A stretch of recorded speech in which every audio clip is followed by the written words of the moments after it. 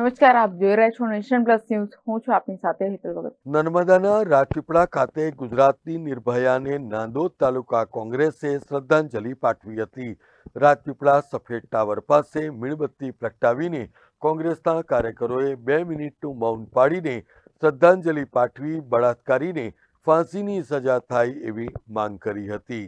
ભરૂચ જિલ્લાના ઝઘડિયામાં હૈયું હચમચાવી દે તેવી ઘટના સામે આવી હતી, જેમાં હવસખોરે 10 વર્ષીય બાળકી ઉપર દુષ્કર્મ આચર્યું હતું, જેને પરિણામે બાળકીનું 8 દિવસ સુધી જિંદગી અને મોત વચ્ચે જજુમ્યા બાદ મોત નીપજ્યું હતું.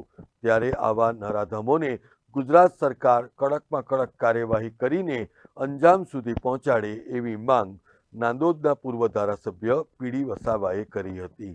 ગુજરાતની નિર્ભયા ઝઘડિયા તાલુકાના જીઆઈડીસીમાં રહેતા એક કામદારની દીકરી પર જે કુકર્મ નરાધમે આચર્યું છે, દુષ્કર્મ કર્યું છે, એને અમે સખત શબ્દોમાં વખોડી કાઢીએ છીએ. આવા કૃત્યો, આવા નરાધમો ફરી ફરીને બીજી આવી બાળાઓ પર, 10 વર્ષની બાળાઓ પર જે દુષ્કર્મ કર્યું છે એ ના કરે, એના માટે સરકારે કડકમાં કડક પગલા લેવા જોઈએ.